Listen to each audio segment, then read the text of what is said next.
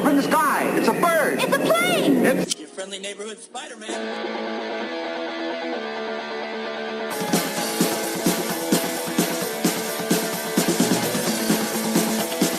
The Watching Comics podcast is still thing. It's still a thing. It's still here. It's still entering your ears in a totally appropriate way. Hello, we are back. Jake, how are you? I'm doing well. How are you, Mitch? You know what? Not too bad. I mean, the good news is the Red Sox are up 2 games in the World Series, and that means all is right in my world. The reason we are actually coming at you with this episode when we are in the week is because we are recording this on the off night for the World Series. Jake and I were texting earlier this week, coming up with plans for the next month, what we wanted to talk about, record on, and when we're going to do things. And I was like, oh, junk. I really don't want to do it on a night where there's a game. Is there any chance at all we could do it on Thursday night just so it doesn't interfere with the Sox dominating the Dodgers? And it worked out. Well, yeah, and in 2014 and 15, the planets aligned and the Royals went to back-to-back World Series. And I'm sympathetic to this problem. And I'm also going to live vicariously because I know that it's not coming our way again for a few more years. So you're getting ghosted. Yeah, you know, man, one day the sports podcast will happen, and then I'll break all that down for you because I got opinions, people, but I got some strong opinions about what went wrong after 2015. But for now, you can jump aboard the soft bandwagon of Red Sox Nation. I'll welcome you gladly, and you can celebrate with our eventual win. Yeah, well, and again, it's not a sports podcast. I keep starting to get into guys. There could be we could finish this and then start the next podcast. Be like, all right, well, that was our sports. Now let's jump onto politics. And so we could totally just keep, I'm pretty sure you and I could just do our own podcast network of just Jake and Mitch on the following. Yeah, we pretty much could. And I tell you what, I don't know if any of our takes would be correct, but they certainly would. They would certainly be takes. Yeah, I mean, and that's really all we have to do, right? I mean, there's no fact checking on the internet, So yeah, right. Fake news. Okay. So speaking of, I'm going to be that guy, and I'm going to say, speaking of the Royals and being disappointing and making early exits, what are we going to talk about tonight, Jake? Tonight we're talking about some other early exits. Specifically, Luke Cage and Iron Fist have left the building on Netflix, and the axe has been dropped full force, man. Yeah, it was. I mean, and so that's kind of our topic tonight. We're gonna do kind of a broad swipe at Netflix and just sort of a survey of what's going on there and where it might be headed, and then kind of dive into upcoming episodes. We're going to review some Daredevil, which is pretty exciting. And so I guess I'd open with, let's talk about those cancellations. We don't often get to be super topical here. We don't get to do a ton of news updates or commenting on news. More it's reviews and things like that. But once in a while we get lucky. So, Mitch, did you see this coming in any way? Luke Cage and Iron Fist getting the axe? Yeah, it's really interesting. I too am. I was thinking about, do we want to talk about this? During our production meetings this week, as we've been texting back and forth and during breaks at our jobs. I was debating on if I wanted to bring this up or not, because at one point, part of me wants to say, of course, Iron Fist got canceled. Didn't you watch it? But the other part of me wants to be all so if it's not surprising, then why do we even want to talk about it? But at the same time, this does you can't talk about this without talking about the coming giant in the arena known as Disney. And I feel like that might be pertinent. But anyway, to answer your question, no, I didn't see it coming, but I also wasn't surprised by Iron Fist.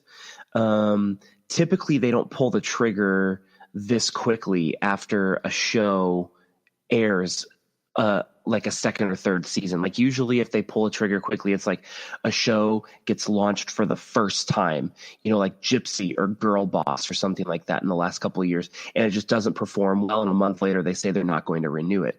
But Iron Fist was part of this package deal of Marvel comic books, which is clearly a big deal. That's why we're here, and that's really all that matters. Mm-hmm. And it's part of the Defenders. It's attached to Daredevil. It's attached to Jessica Jones. Like all these things. So I was really surprised at how quickly they threw the gauntlet down on it, given all those circumstances. Luke Cage was definitely a bigger surprise just because it's clearly better than Iron Fist by leaps and bounds. So it may not necessarily be a quality thing, and maybe I guess we can get into that. But were you surprised by that? Yes and no. I think I'm pretty similar to you. I think that with Iron Fist, season 2 really does feel like a step forward, although maybe not as significant a one as we'd all hoped. And it certainly leaves the door open for season 3. And Luke Cage was really surprising to me. The lost season 3 that will never happen, right? And then there'll be a really small fraction of people on Twitter that aren't really big in number, but they will be loud and incessant, and they will say, "Release season 3." Oh, and but okay. So can I be honest with you for a second? Yeah. Full disclosure: can we go into the trust tree with the forest and be calm and know that what we say won't leave this podcast or the internets or the thousands of people that will be listening to it?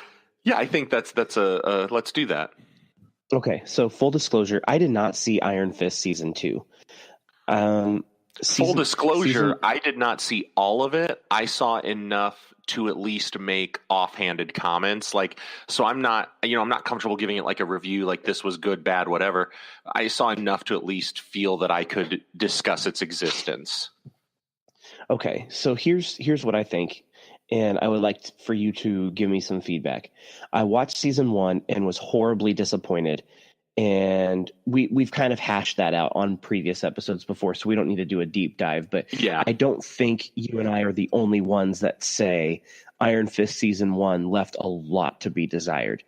So I wasn't that interested in season 2, and I'll be completely honest. I don't do this very often. I was actually going to wait and see what some of the response was to season 2 and see if it was going to pique my interest enough to get me to jump back in, because I was like, man, fool me once, fine, but fool me twice, I just don't know. And I don't want to be too hard on it. They clearly lacked a cohesive vision for the show and didn't tap into the strongest points of the storylines that they had access to. So season 2, as stuff started to trickle in, it looked like that they were trying to get better to a more cohesive form to what the best of Iron Fist could be about.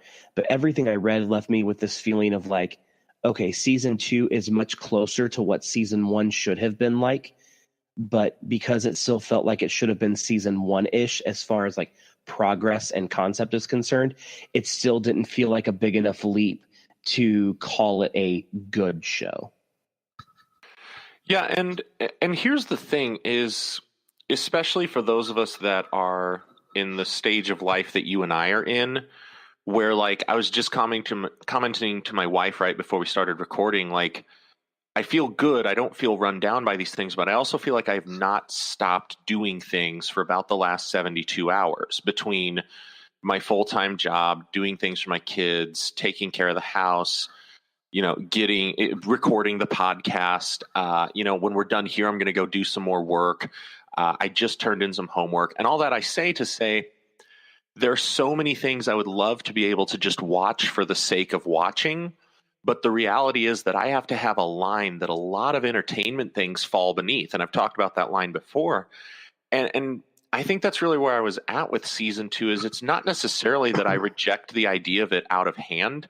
It's not like season 1. And I don't know that I'd say, man, I think a lot of my problem with season 1 comes down to what it could have been, my expectations for it versus what it was in execution.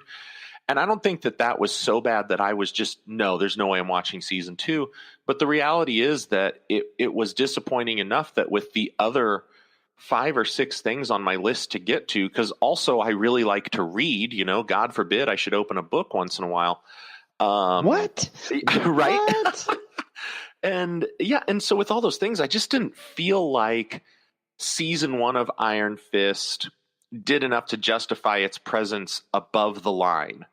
And so, and maybe that's unfair of me, and maybe that makes me part of the problem. Maybe it could have become something brilliant in season 3 and I contributed to not getting that. I don't know. But yeah, that's kind of where I was with it. It was, so like I said, I popped in here and there. I watched enough to be able to say, yeah, I felt this when I saw this, and I kind of know where it went with the story. I know where it ended. But yeah, I just didn't feel like it did enough to justify its presence on the list. So this is what I heard. I heard is that Jake isn't the right kind of nerd. He's a book nerd, and his love of books took away the time that was precious for watching Iron Fist, and now Iron Fist got canceled because the algorithm didn't get your numbers. Well, you're going to hate me even more when you find out that I mostly read things I've already read before. So yeah, I mean, it's... Okay, so maybe that is actually a testament to Iron Fist, where it was so ungripping and uncaptivating, if those words are even words, that you decided to turn it off and go and reread something. You know, I've said this before, and I just want to put it out into the cosmos in hopes that it one day occurs on screen. There's this brilliant run from like 10 years ago on Iron Fist that it was the easiest one to make a TV show out of all of these projects. All you had to do was it's a martial arts tournament between these different mystical cities, and everyone has their own version of the Iron Fist, and there's a conspiracy going on in the background, and there you go. And it would have been so easy to put that on screen. It's written so cinematically. And I don't know why we didn't get it, Mitch. And I'm so disappointed. And I think that's what all comes back to is there's just so little kung fu in that kung fu show. Right? Like, that's the thing I just can't get past. And it seems overly simplistic, but it's like, okay, it's a world, it's a character that hinges on the kung fu lore. And then you watch the show and you're like, wait, so where's the kung fu? That one episode in the my middle. Iron Fist with the heavy side of kung fu. And it just, that it could be messed up is so baffling to me because it was such a simple order to do it right. So that I just had to say that while we're on it. Yeah. Okay, so let's pivot to Luke Cage. I feel like that one was easily the most surprising. Yeah, that's really what we two, should be right? talking about. That's where the shocker was. Because okay, so our listeners, if you need a quick review, we talked a great deal when we reviewed Luke Cage Season 2, our final bit on that. We talked a great deal about what it was going to look like going forward. Because obviously throughout the season, I particularly was worried that they were going to bleed the Mariah Dillard story dry, and that they were going to try to do what they do with Loki and the Marvel movies and just string it out far too long. And then as we went along in the season, I was like, man, it feels like something final has to happen with her in order for the show to both have like good key gripping moments, but then also be refreshed enough to move forward into something else. And we got it. And I was so pleasantly surprised. And I don't want to down talk Alfre Woodard's performance. Her performance was absolutely incredible, and maybe the second best performance of the entire run of the show behind Mahershala Ali. She was just phenomenal, but there's only so much real estate you can write for that character, and that's not her fault. So they used her up. Her runway was done. I thought they ended it up as profoundly and sinisterly as they could. But they clearly were ramping up for a third season, though, too, with some of the decisions that they made. So, Jake, give me some feedback. Where are you at with this? Well, I mean, and I said on this show that I felt like season 2 of Luke Cage was not as strong as season 1, but I also thought that there was a lot to like there. And this is, this is the interesting thing about Netflix, is because we don't get to see a lot of numbers on who's watching what or what that's translating to as far as money. So it's not as cut and dry as when a network cancels something and we can say, oh yeah, because viewership dipped at this point, we knew this was coming. But pretty much the only litmus test we have is Twitter. It's like, if it seems to be lighting Twitter on fire, then you know a lot of people are watching it.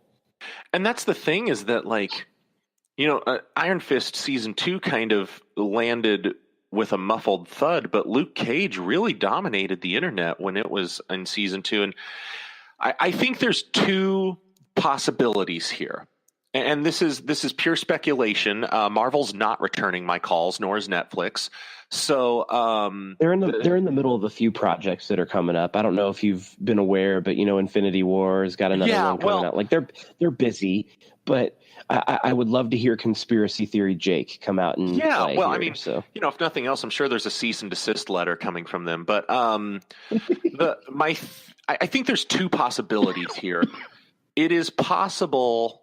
The less likely and less exciting one is to me that Netflix and Marvel are kind of trying to create some space from one another as Disney is about to launch its own streaming service. And they've been really, Disney's starting to tell us what some of these projects are going to be the exclusive shows that are going to be on it. At least as far as Marvel goes, they're starting to kind of unveil some things. It would make sense to me, I suppose, for Marvel Studios to say we're going to take more of a hand in these two, what we felt were the two weaker of those, and try and breathe some new life into them. Or maybe they're just saying we're trying to close up shop, and maybe there were some back deals, about some behind the scenes things going on about, all right, cut these two. You need to start wrapping up Jessica Jones, because I'm reading that Jessica Jones is probably in doubt beyond season 3 because the showrunner's not going to be involved anymore. And so maybe they're starting to close up shop is all. And they're just saying this Netflix thing was great. Now we're doing our own thing. Thank you for your time. We're moving on. The other more exciting possibility, I think, is that you really saw Luke Cage and Danny Rand start to interact a little bit across those shows. And I think even the most vocal critics of the Danny Rand character kind of seemed to come around and say, when you pair him with Luke, he gets a little more interesting. He gets a little more tolerable. He's fascinating. And it was fun for me. I really enjoyed seeing Luke fall into that big brother role that you see. And so I say all that to say, it is possible that these two characters are being retired from their solo shows so that we can get a Heroes for Hire show that's going to feature both of them. And I think that would be possibly a whole lot of fun. Yeah, that's clearly the more appealing option. Obviously, like you want to see them. If your choices are nothing or a better version of what we had, then clearly the better version of what we had is always going to be better. Heroes for Hire has been getting a lot of steam on the internet as far as people just chatter, like people saying this is what we want to see. It'd be really great if they made an announcement about this, those sorts of things. Like Heroes for Hire is definitely getting a lot of mentioning, but nothing from the rumor mill. I think it's just fans saying, man, I would love to see this at some point. And this seems like a natural starting, like pivoting point to go that direction. But we really don't have anything to go on. And that's just what makes this decision so eerie, other than the streaming factor like you talked about. Now, Disney's coming, and Apple's coming as well, too, by the way. Apple's supposed to be finally unveiling their TV stuff early to mid of next year.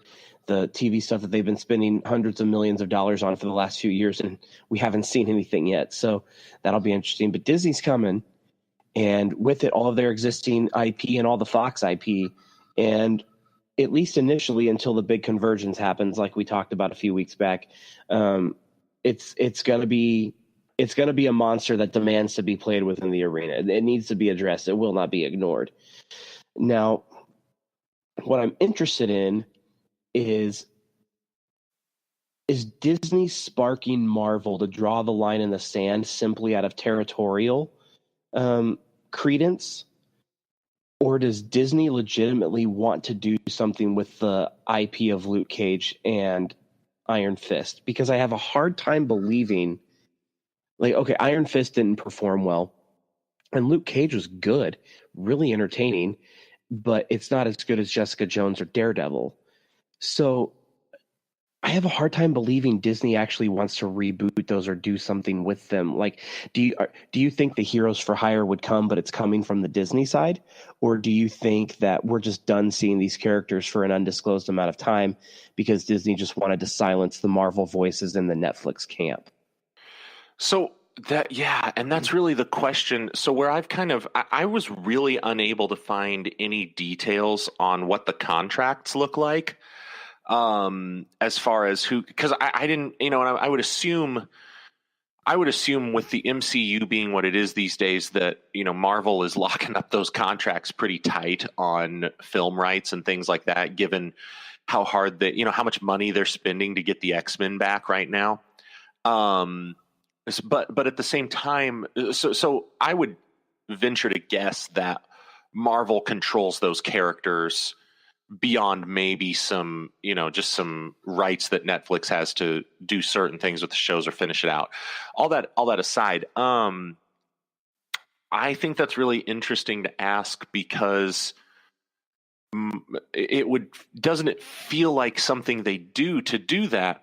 The only reason I think there might be a good chance that there really is going to be a Heroes for Hire series is because of the way that the press releases have been handled, where they have indicated so strongly that the characters are not gone, just the shows. And they've been so sly about it. And there hasn't been any kind of an announcement that says, or any kind of an explanation given that says, the show just didn't meet our standards, blah, blah, blah. And because they've been pretty strong. I mean, you can look at the Inhumans as Marvel didn't really pull any punches. They weren't rude to it, but they also were just like, this is not what we were hoping. We're done. And the fact that there's none of that really going on, it makes me wonder, there's got to be a plan, right? As far as the destination for it, I don't know that I know. I wish I had an informed guess, but I don't know. It's total mystery. Netflix already tipped its hand at the Defender series, and I don't think that they would just want to reboot that or retool that, especially here in recent years. I don't think they would want to do that so quickly, and you don't want to just do a season 2 add-on to that because then that alludes to the other service that you don't want to be attached to. So I think if the characters aren't gone, Heroes for Hire seems like the logical starting point for Disney, where you're taking something that's familiar, but you are completely retooling it into its own thing. It's repackaged and it's become its own nuclear storyline, one that people are familiar with, one that people get excited about, but you don't necessarily have to recast or do any weird world building or say okay, we'll take these pieces from the previous installments, but not these pieces, and get all that confusing stuff. It just, all that to say, Heroes for Hire launched by Disney seems like the most logical way for these characters to maintain their presence in the public eye as far as television is concerned. And I guess for me, I agree with that 100%. I guess for me, what's confusing about that hypothetical scenario is, why wouldn't Disney want to take their other projects too? But because, and maybe they're going to, and we just aren't seeing the signs of that yet. But there's another Punisher season coming, which no one asked for. I'm on the record on my feelings about Frank Castle. And there's the other Punisher season coming. There's no word on if Daredevil's going to get a 4th season or not. Jessica Jones is in question, but that seems to be more about, the creative crew moving on or not. And I just wonder, are they going to take the whole project with them? Are they just thinking these are 2 that could use a reboot, so we'll take them and do it?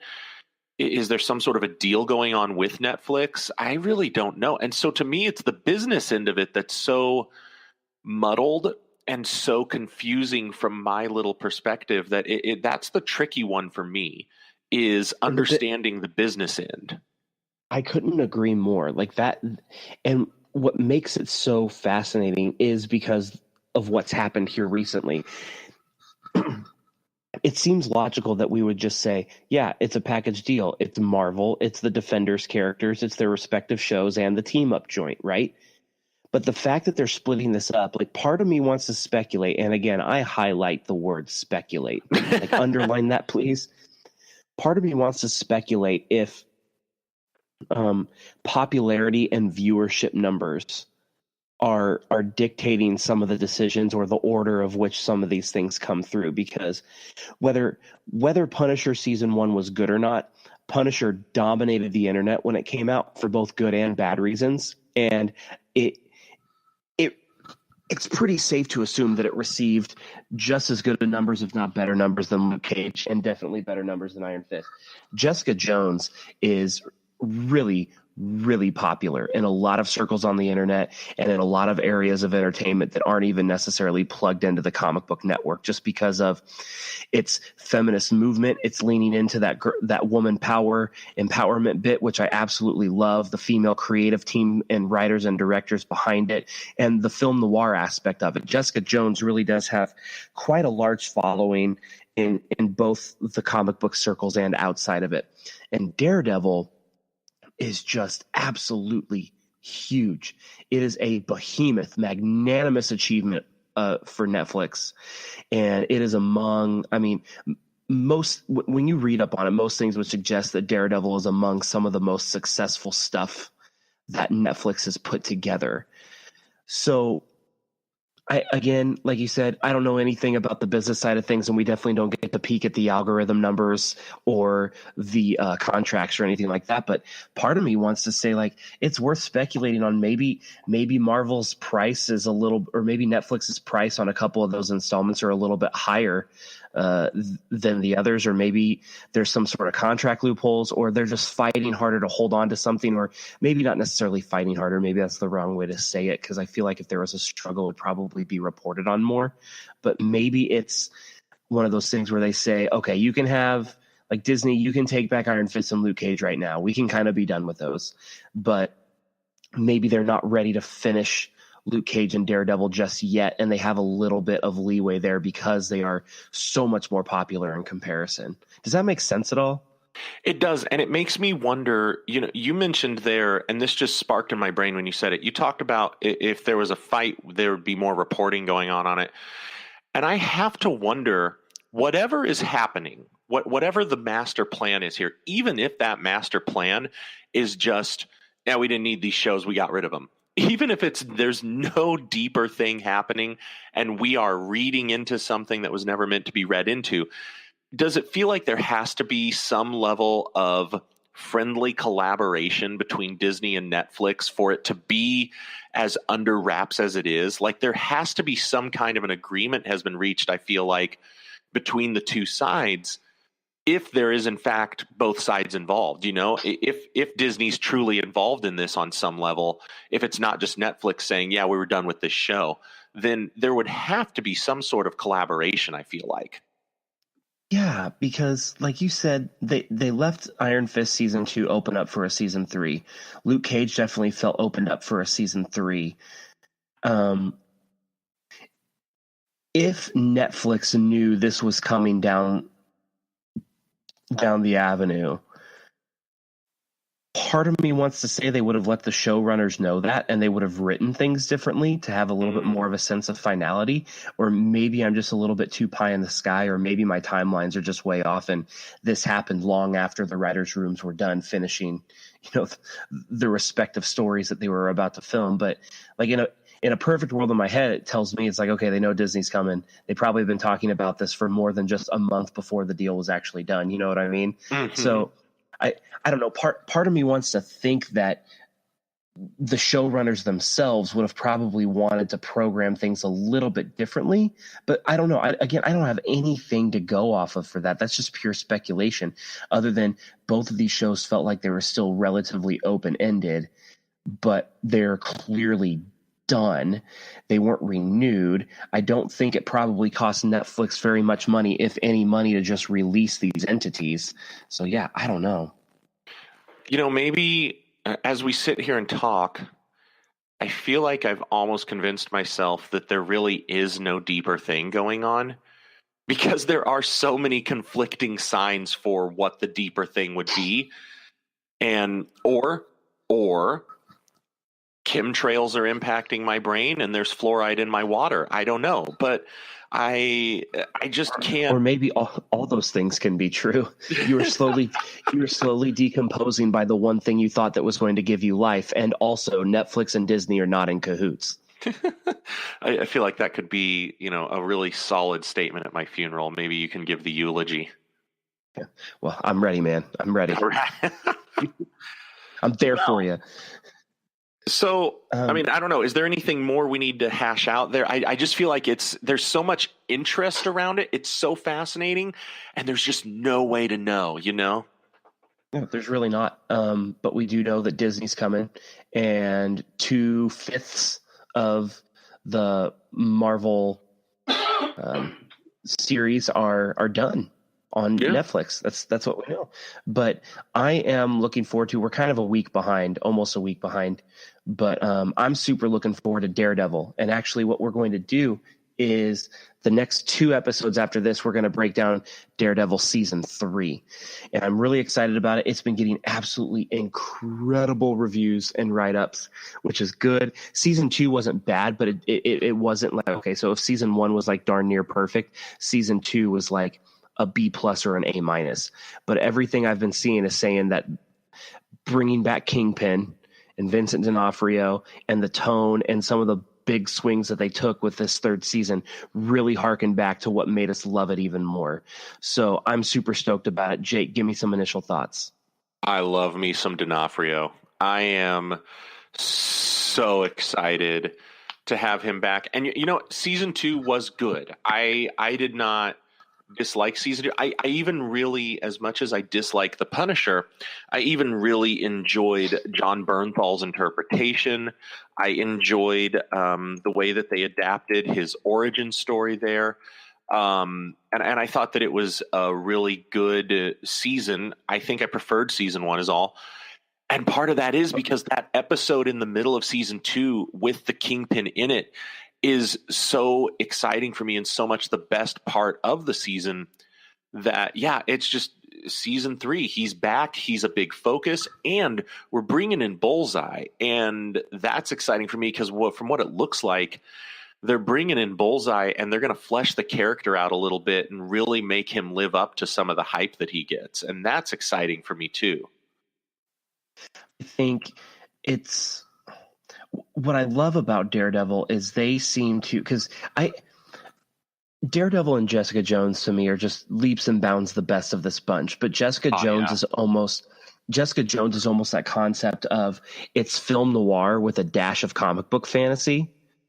And Daredevil, at least with this television installment, Daredevil has become like, okay, how do you take one of the most well-known characters in all of Marvel Comics who is got this bright, flashy costume and has just really, when you look at some of his most famous runs in the actual books, he just screams stereotypical spandex superhero. And what they've done a masterful job of is something that I normally would say is really difficult to do, which is make it gritty and much more humanistic while still capturing the essence of the characters that we know and love so well. And it's like Daredevil is like the unicorn of being able to do everything that Zack Snyder tried to do for half of a decade with DC. You know what I mean? Yeah. And it's just this perfect amalgamation of taking something that's familiar, but putting it in a world that is dark and gritty, but not campy, and realistic, but also not realistic in the most appropriate way at the same time. And I say that to say, I'm excited to see what that looks like for Bullseye in this world, because Bullseye is just both really cool, but also just a little zany and a little off the wall. And it's going to be fascinating to see him slip into this world. But Vincent D'Onofrio's Wilson Fisk is just an incredibly rich and darkly complex foundation for this season to rest on. And I'm hoping that he's able to kind of just carry the season on his shoulders, because Charlie Cox is a great Matt Murdock. The supporting cast is great. The action sequences are phenomenal. Some of the best on mainstream TV you're going to find. But there's just something about him being the true north as far as how the story orbits and the performance magnetism. You know what I mean? I'm looking right now at a picture of him in the white Kingpin suit. the one that you always see him in the comics, and it's just, I mean, like, it's goosebumps for me because it is everything about that performance, down to just the way that he holds himself, down to the way that he moves across the screen. Just, I have rarely, if ever, seen a character just so embodied, and to the point where, you know, and I've said this about a few things, that to me, the point where an actor owns a character is when I start hearing their voice and their interpretation in my head when I read the comics, you know, and it's that way for Mark Hamill's Joker, most of Batman the Animated Series. As it should be. Yeah, and it's Hamill's Joker should be the voice in your head, as creepy as that sounds. It absolutely is. Every time I read a Batman comic with Joker, but D'Onofrio has become that for me with the Kingpin. That when the Kingpin is in a comic book now, in my head, I am hearing that interpretation and that take, and that to me is just the highest praise I can give to a performer who is playing a character that already existed. I mean, I'm looking at pictures of him, just, he's not even dressed like Kingpin, but there's something in his eyes where I'm like, yeah, that's the Kingpin. And I'm so excited to watch that again. And as much as it pains me to say, taking a year off was the best thing possible because it made me miss him. He brings such depth to it. Like he's got the layers. He's the ogre onion. They have layers. You know, because in those in some of those scenes, you can just look in his eyes and see that he is a fractured human, and then you watch him interact in other portions of the series, and you see that he is as deeply sinister as it gets, and then you can see the whole time he's on screen that behind those eyes, he's got that lived-in life that just says, I'm dealing with this duality of wanting to feel real human things, but also really having a thirst for the power and influence and the dirty work that you do. And it's really difficult to play that balance in a way that feels humanistic and not overly campy or archetypical. And I feel like he fits the middle of that Venn diagram of being able to do that perfectly. Yeah, it's so good. Like it's like Heath Ledger Joker levels of good comic book performances. It's up there for me, and I just can't say enough good about it. It's so good. Like, and I think I'd seen D'Onofrio be in a few things prior to this, but I mean, he's forever on my list now of like anything he wants to do, I'll probably go check it out just because of his involvement. I'm just so blown away by the performance. And I'm super excited to see what they do with the action sequences, the camera work and the lighting and the angles that they use for capturing some of the fight sequences that Murdoch does is pretty incredible. I keep coming back to that first moment in one of the early episodes of season 1 where there's that bit where he basically just beats the tar out of like half a dozen guys in a really narrow hallway just with his feet essentially, and it's all done in one take. And the angle is such where the camera doesn't really move, but you still see everything. And I just remember watching that for the first time and my jaw dropped and was like, I didn't realize that this was possible for mainstream TV. And I can't get enough of it because it was just, and that's what I love as somebody who loves art house cinema as much as I love comic book lore, which is just an interesting paradigm to live in my head. But it's like I get a little bit of both when I watch Daredevil because it's like, okay, we're going to get inventive cinematography. We're going to get really art house and symbolic in the way we're going to do our camera angles. But you're also going to do it when you see a blind man beat the tar out of some goons. And it scratches both of my itches at the same time. But it also is a glaring difference between Daredevil and the rest of the field. Like there are lots of reasons why Daredevil is better than the rest of the Singular Defenders installments, but if you want one big reason why, a big reason why is because of the way the thing is shot and the way they frame it all. That hallway scene is for me the standard that all action films and shows and everything is forever going to try to live up to.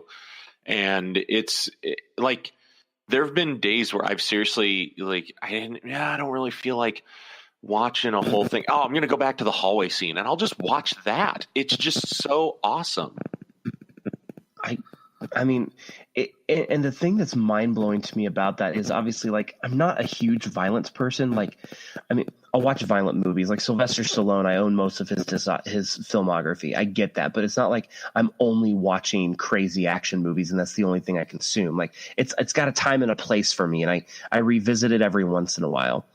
But I have to rack my brain to try to think of how many other times in my life, with as much as I love movies, have I seen sequences that were completely contingent around violent action of like people fighting with other people that I want to go back and revisit, not just for the sheer entertainment value, but just because of the whole dynamics and the mechanics of how it all came together and the visuals of it. Like that is a unicorn of a moment.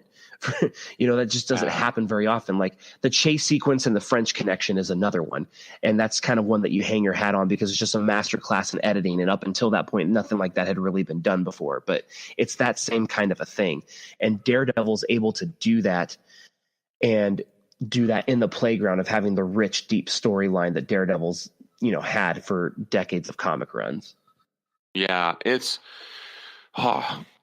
I'm excited. I'm excited for this one, and I hope that we get to join the multitude of people that are singing the praises of this season. We're about to find out. We are going to dive in. So if you have not yet dived in, listener, to season 3 of Daredevil, do it now, and watch along with us. We're going to do the first 6 episodes next week. And if you have watched it already, hit us up on Twitter with your takes. We want to hear about it. Non-spoilers, of course, because don't be that guy or that girl. So anyway, we're going to come at you with Daredevil season 3 next week. Super stoked about that. Check us out on watchingcomics.com and also subscribe to us on iTunes or Stitcher or Spotify or anywhere else where you can get your podcasts. Follow us on Twitter. Hit us up with your takes because that's what Twitter is for, especially comic book Twitter. We are at Watch Comics Pod. That is comics with an X. So we are at Watch Comics Pod. And as always, we want to give a big and generous thank you to the GeekDad Podcast Network for letting us call their place home. It is a lovely, lovely family of which we have loved being a part of. Yeah, it's been awesome. Thanks so much, everybody.